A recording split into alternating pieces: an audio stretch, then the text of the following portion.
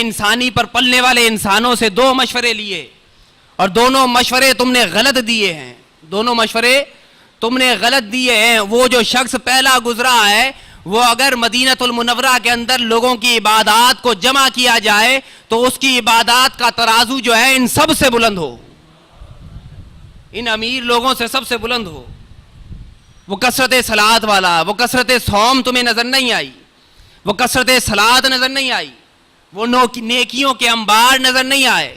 نظر آیا تو انسان کو مال اور دولت, جناب فقیر آدمی ہے, اس غریب آدمی کو کیوں دیا جائے. اس لیے آج کل کے غریب رشتہ دار بھی اچھے نہیں لگتے.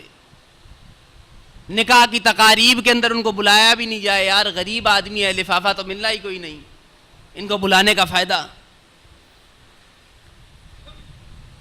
اس لیے فرمایا سرور کائنات نے سب سے بدترین ولیمہ, سب سے بدترین ولیمہ جانتے ہو کون سا ہے؟ اور ایک جملہ جو احادیث کے اندر کثرت کے ساتھ استعمال ہوتا ہے, جو اہل سنت والجماعت کا عقیدہ بھی ہے, ایک حدیث نہیں سینکڑوں حدیثوں کے اندر جب پوچھا سرور کائنات نے تم جانتے ہو, تم جانتے ہو, تم جانتے ہو, تو ایک جملہ احادیث کی کتاب میں متواتر طور پر استعمال ہوتا ہے, اللہ و رسول اعلم, اللہ اور اس کا رسول سب سے بہتر جانتا ہے. یہ نہیں اللہ عالم ہو, فرمایا اللہ اور اس کا رسول اعلم, افعل و تفضیل کا صیغہ, سب سے بہتر جاننے والا ہے. پوچھا سرور کائنات سب سے بدترین ولیمہ کون سا ہے؟ اللہ و رسول اعلم. فرمایا سرور کائنات نے سب سے بدترین ولیمے کا کھانا وہ کھانا ہے کہ جس کے اندر امراء کو, امیر لوگوں کو بلا لیا جائے, وَيُتْرَكُ الْفُقَرَاءَ, اور فقیروں کو چھوڑ دیا جائے. یہ آدمی کیا کرے گا آ کر؟ یہ تو فقیر ہے, غریب آدمی ہے. یہ انسانی اخلاق ہے جو معاشرے کے اندر پھیلا ہوا ہے. ہماری رشتہ داریاں جو ہیں وہ کچی اس لیے ہیں کہ ہم نے ان رشتہ داریوں کو معاشرتی رنگوں کے اندر, مغربی رنگوں کے اندر ڈھالنے کی کوشش کی ہے.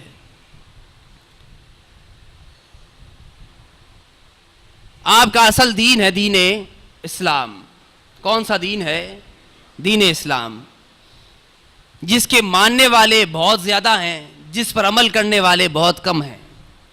ماننے والے تو بہت ہیں, سارے بیٹھے ہیں مجمع کے اندر لا الہ الا اللہ محمد رسول اللہ پڑھنے والے لوگ, اسی نام پر جو ہے پاکستان کو حاصل کرنے والے لوگ, لیکن اس دین اسلام کو, دین اسلام پر عمل کرنے والی جماعت وہ تھوڑی ہے. اس لیے اس قلت کا ذکر کلام مجید میں کئی دفعہ اللہ تبارک تعالی جب اکثریت کا ذکر فرمایا تو اکثرہم لا یعلمون, اکثرہم لا یؤمنون, اسی طرح کا آیات کہ ان میں اکثر جو ہیں نا علم رکھتے ہیں, ان میں اکثر جو ہے ایمان نہیں رکھتے, ان میں اکثر جو ہے شعور نہیں رکھتے. اور جب قلیل کا ذکر آتا ہے تو ان قلیل کے اندر ذکر ہوتا ہے وَقَلِيلٌ مِّنْ عِبَادِيَ الشَّكُورُ, تیرے بندوں میں جو ہے بہت تھوڑے ہیں جو اللہ کا شکر ادا کرتے ہیں.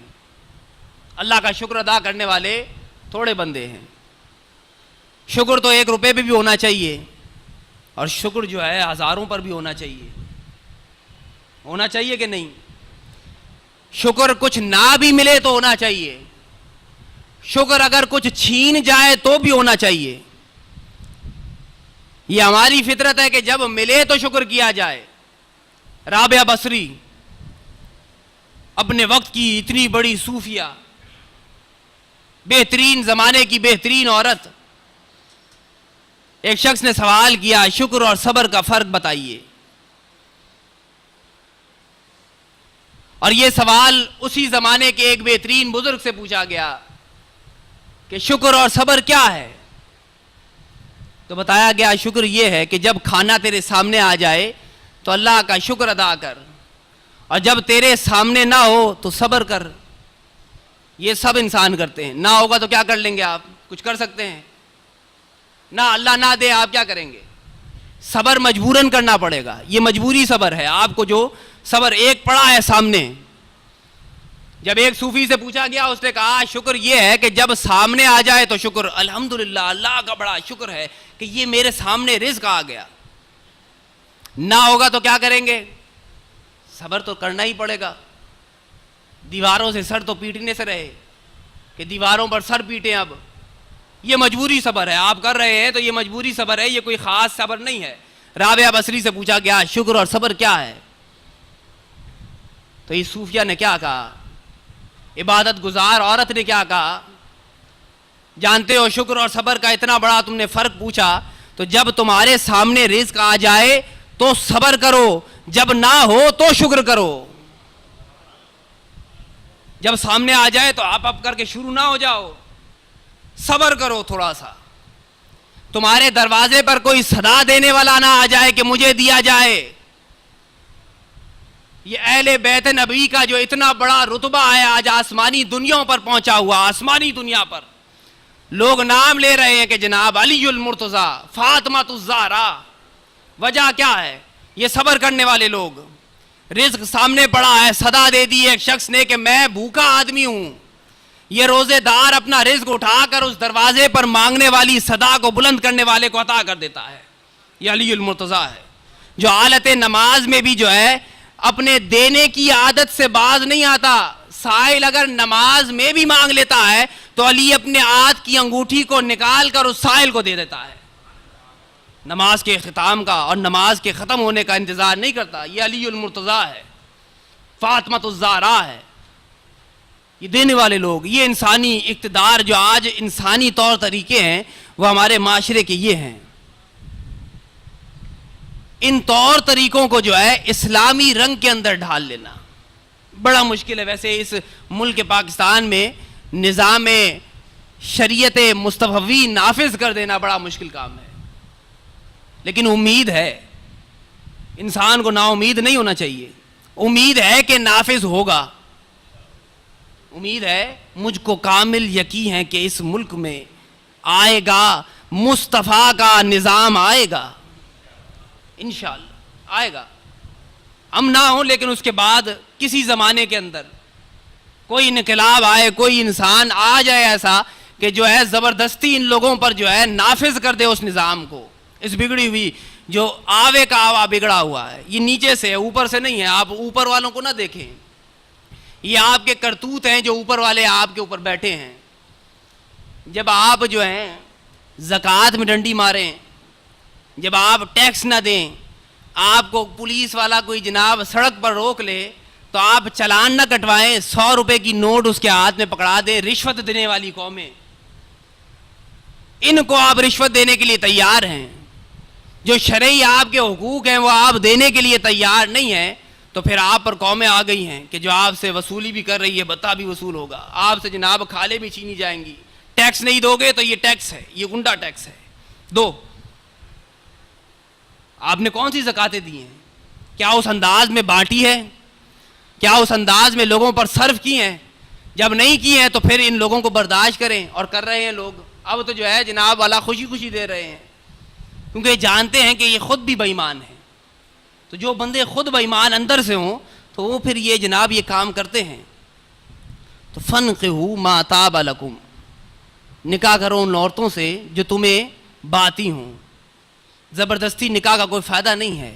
آپ کہیں کہ زبردستی جناب نکاح کر دیا جائے، کوئی فائدہ نہیں ہے، خاندان میں ہو یا خاندان سے باہر ہو، کچھ عرصہ چلتا ہے اس کے بعد جو ہے تعلق خراب ہو جاتا ہے۔ کوشش انسانوں کی یہ، مسلمانوں کی یہ ہونی چاہیے کہ خاندان کے اندر ہو۔ وجہ کیا ہے؟ خاندان والوں کو آپ جانتے ہیں، جھگڑا بھی ہوتا ہے میاں بیوی کے درمیان میں، تو خاندانی دباؤ کی وجہ سے جو ہے وہ بیٹھ بھی جاتا ہے کہ یہ اگر چھوڑے گا، طلاق دے گا اگر خدا نخواستہ اسے، تو جناب خاندان ہے پیچھے پوڑا، اس کو کیا جواب دے گا؟ تو کوشش انسان کی یہ ہونی چاہیے کہ وہ یہ نکاح کرے تو خاندان کے اندر، ہر مسلمان کی کوشش ہونی چاہیے۔ اب تو جناب آنکھ مکٹا ہے، جناب دیکھ لیا کسی لڑکی کو، محبت ہو گئی تو اس کے ساتھ نکاح ہو گیا، زبردستی نہیں۔ بڑی اخلاق کی اچھی عورت ہے، آپ کو کیا معلوم ابا جی، یہ بڑی اخلاق کی بڑی بہترین عورت ہے، آپ نہیں جانتے، ہمارے خاندان میں اس سے زیادہ نیک عورت آپ کو نہیں ملے گی. حدیث کے اندر ایک لفظ سرور کائنات نے استعمال فرمایا، ایاکم،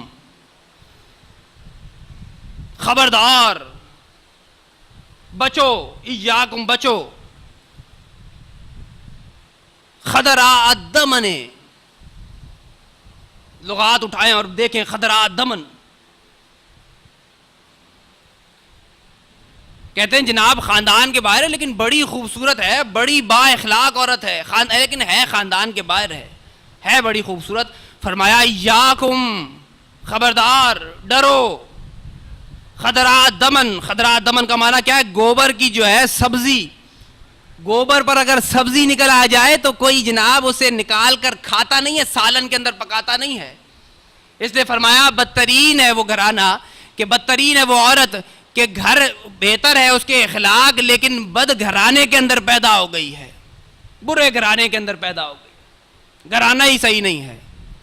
تو آپ کہیں یہ خدراء الدمن ہے، گوبر پہ اگنے والی سبزی ہے تو اچھی ہے سبزی جو ہوئی، لیکن اگی کس پر ہے؟ اصل کس پر ہے؟ گوبر ہے نیچے. تو اس لیے یہ خیال مسلمانوں کو خاص طور پر کہ جب رشتہ داریوں کا معاملہ آئے اور رشتے جوڑنے کا معاملہ آئے تو سب سے پہلے آپ کا خاندان ہے، اسی کے اندر آپ دیکھیں. پھر حقوق ہے اس زوجین کے حقوق. ہمارے یہاں پر معاشرے کا یہ حال ہے، مثنیٰ و ثلاثہ و رباع کی آیت پڑھی جائے، او جناب والا چھتوں سے لگ جاتے ہیں کہ 2 2 3 3 4 4. تو اللہ نے آگے بھی فرمایا ان خفتم اللہ تعدلوا، زیادہ خوش نہ ہو، وَإِنْ خِفْتُمْ أَلَّا تَعْدِلُوا فَوَاحِدَةً، آگے بھی ہے، آیت مکمل کی جائے کہ اگر آپ انصاف نہیں کر سکتے تو فواحدہ، ایک عورت کافی ہے. اسی لیے آگے اللہ نے فرمایا ذَلِكَ أَدْنَىٰ أَلَّا تَعُولُوا، یہ اس لیے ہے کہ تم ظلم سے بچ سکو. ظلم کیا ہے؟ کھانا پینا دے دیا، کہے میں نے تو کوئی ظلم نہیں، میں تو کھاتا پلاتا ہوں اس کو، کپڑے بھی اڑاتا ہوں جناب، جو پہنتا ہوں وہ پہنا دیتا ہوں. زبان ہے آپ کی، اخلاق ہے آپ کا. ایک کام کے لیے نہیں ہوتی بیوی کہ بچہ پیدا کرنے کے لیے آپ صرف لائے ہیں، اس کی آپ کی ذمہ داریاں بھی ہیں، تو اس کی بھی ذمہ داریاں ہیں آپ پر. جس طرح ایک مرد پر ذمہ داریاں عائد کی تو بیویوں پر بھی ذمہ داری ہے. بیویوں کی کیا ذمہ داری جناب؟ ایک شخص نے جاتے جاتے اپنی بیوی سے کہہ دیا کہ تو اپنے گھر سے باہر نہیں نکلے گی جب تک میں واپس نہ ہو جاؤں. صحابی رسول ہے، وہ آ گئی اللہ کے رسول کی بارگاہ کے اندر کہ یا رسول اللہ، میرا شوہر جاتے جاتے یہ کہہ گیا کہ تو گھر سے باہر قدم نہیں نکالے گی، میرا باپ بیمار ہے، اور حد دیکھیے کہ اوپر اور نیچے کا مکان ہے، یہ بھی نہیں ہے کہ میلوں دور ہو مکان، اوپر نیچے کا مکان، ڈبل اسٹوری ہے. باپ اوپر کے حصے میں ہے، بیٹی نیچے کے حصے میں ہے، لیکن بیائی ہوئی بیٹی ہے. جب بیاہ جائے بیٹی تو اس کا کیا روٹین ہو جانا چاہیے؟ یہ حدیث نبوی صلی اللہ تعالیٰ علیہ وسلم. آ کر عرض کیا رسول اللہ شوہر جاتے جاتے یہ کہہ گیا ہے، اب کیا کیا جائے؟ باپ بیمار ہے. فرمایا شوہر کی اطاعت کی جائے، شوہر کی اطاعت کرو. پھر عرض کی یا رسول اللہ، پیغام بھجوایا کہ اب میرا باپ جو ہے حالت نزا میں ہے، مرنے والا ہے، آخری منہ دیکھ لوں اس کا. فرمایا نہیں، شوہر کی اطاعت کی جائے. جنازہ ہو گیا، پیغام بھیجا سرور کائنات کے پاس، یا رسول اللہ جنازہ ہو گیا ہے، میت ہو گئی باپ کی، اب کیا اس کے جنازے میں شریک ہو جاؤں؟ فرمایا سرور کائنات نے کیا تو نے جنازہ پڑھانا ہے اس کا؟ کیا جواب دیا؟ کیا تو نے اس کا جنازہ پڑھانا ہے؟ جنازہ ہو گیا، کفن دفن ہو گیا جناب، شوہر آ گیا اور معاملہ پیش ہو گیا شوہر کے اوپر کہ یہ معاملہ ہے جناب، باپ بیمار ہو گیا، تم مجھے کہہ گئے کہ جناب گھر سے باہر نہیں نکلنا ہے، تو میں نے اتنا سخت پیغام تو نہیں دیا تھا، ایسا حال تھا تو چلے جاتی. دونوں میاں بیوی سرور کائنات کی بارگاہ میں حاضر ہو گئے. فرمایا سرور کائنات نے کہ جو شخص کسی عورت کو جنتی اس دنیا کے اندر دیکھنا چاہتا ہے، اس عورت کو دیکھ لے کہ یہ جنتی ہے، یہ اطاعت کرنے والی عورت، شوہر کی اطاعت کرنے والی، یہ ذمہ داری عورت کی ہے. بیٹیاں جب بیائی جائے تو ماں باپ سے رشتہ اس انداز میں نہیں رہتا کہ آپ کہیں کہ ماں باپ, ہاں البتہ اس شوہر کی یہ ذمہ داری ہے کہ ماں باپ کو گالی نہ دے. اس کے حضور کے اخلاق کیا ہے کہ سرور کائنات آپ کوئی حدیث سیرت نبوی صلی اللہ تعالیٰ علیہ وسلم سے پوری تاریخ حدیث کے اندر کوئی ایک روایت آپ نہیں بتا سکتے کہ کسی بیوی کو سرور کائنات نے کبھی تھپڑ لگایا ہو, یہاں تک کہ گالی دی ہو سرور کائنات نے, اونچی آواز میں ڈانٹ دیا ہو. پوری تاریخ حدیث سیرت نبوی چھان ماریں آپ کہ آپ نے ڈانٹ دیا ہو. اللہ رسول کے معاملے کے اندر الگ بات ہے کہ اللہ کا معاملہ آ جائے تو پھر نبی جو ہے وہ برداشت نہیں کرتا, لیکن اپنے خاندانی مسائل کے اندر کہ آپ تھپڑ لگا دے بیوی کو, کوئی آپ کو روایت نہیں ملے گی کہ سرور کائنات نے ایسا کیا ہے. کوئی ایسی روایت نہیں ہے کہ آپ کہیں کہ یہ جناب حضور سرور کائنات کی سنت ہے. یہ سنت نہیں ہے, یہ گناہ ہے. یہ شوہر کے حقوق ہیں. شوہر کا ایک حق نہیں ہے صرف کہ بچے پیدا کرتے رہے بس جناب ہر سال ایک ماڈل تیار ہو جائے, نہیں, اس کے بھی حقوق ہیں کہ آپ ذمہ داریاں پوری کریں. بد اخلاقی آپ جس طرح اپنے ماں باپ کی عزت کرتے ہیں اس طرح آپ جو ہے اس کی بیوی کے ماں باپ کی عزت کریں گے. فرمایا سرور کائنات نے ہر مسلمان کے اس دنیا کے اندر 3 باپ ہیں. ہاں جنہوں نے 4 2 کی بھی ہوں تو اس کے بڑھ جاتے ہیں, لیکن ایک فطرت انسانی جو ہے وہ اگر ایک بیوی کرنے والا ہے تو اس شخص کے 3 باپ ہیں. کتنے ہیں بولیں؟ 3 باپ ہیں. ایک ہے جس کا وہ نسب ہے, جس کا وہ نسب ہے, نطفہ ہے, وہ سگا باپ. ایک ہے کہ جس نے اس کو بیٹی دی ہے, اور تیسرا وہ ہے جس نے اس کو پڑھایا ہے, استاد. وہ بھی باپ کے مقام پہ ہے. ہمارے یہاں پہ سسٹم الٹا ہے. سب سے زیادہ فضیلت والا کون ہے؟ جس نے بیٹی دی ہے. ہمارے الٹا نظام الٹا چل رہا ہے کیونکہ الٹی گنگا بہتی ہے پاکستان کے اندر بھی. بیٹی پر جناب بیٹی دینے والا باپ جو ہے وہ زیادہ فضیلت والا سمجھا جاتا ہے. پہلے باپ کی ذمہ داری ہے. باپ, تمہارا باپ, یہ مردوں کے لیے کہ باپ کی فضیلت بتائی جا رہی ہے ان مردوں سے کہ وہ 3 باپ رکھنے والا مرد جس کا ایک نسبی باپ ہے, نطفے والا باپ. ایک ہے جس نے بیوی دی ہے, بیٹی دی ہے اپنی. تیسرا وہ ہے جو استاد. فرمایا سرور کائنات نے جانتے ہو ان سب باپوں کے اندر, ان 3 ابوا کے اندر تمہارا سب سے بہترین باپ کون ہے؟ عرض کی یا رسول اللہ آپ بتا دیجئے. فرمایا سرور کائنات نے جس نے تجھے تعلیم دی ہے, اس نے صرف مسلمان تجھے پیدا کر دیا ہے. یہ مسلمان تو پیدا ہو گیا اس دنیا کے اندر, یہ باپ ہے تیرا کہ تو پیدا ہو گیا اس کی وجہ سے, لیکن جس نے تجھے انسان بنایا ہے اس دنیا کے اندر رہتے ہوئے, انسان بنا دینا. انجینئر بنانے والوں کی تنخواہیں زیادہ ہیں, ڈاکٹر بنانے والوں کی تنخواہیں زیادہ ہیں, مدارس میں پڑھانے والے انسان بنانے والے علماء کی تنخواہیں جناب تھوڑی سی, کیونکہ انسان جو بنا رہے ہیں اس کی ضرورت نہیں ہے انسان کی اس دنیا کے اندر. انجینئرز کی ضرورت ہے, ڈاکٹرز کی ضرورت, اس کی کیا ضرورت ہے؟ یہ انسان بناتا ہے, یہ خام خام میں وقت ضائع کر رہا ہے. تو یہ انسان وقت ضائع کرنے والا انسان بنا دیا جناب, کیا فائدہ ہے اس کا انسان بنانے کا؟ تو یہ ماحول ہے ہمارا, ایک ماحول ہے. تو فرمایا 3 باپ, ایک ہے جو سگا ہے, دوسرا جو بیٹی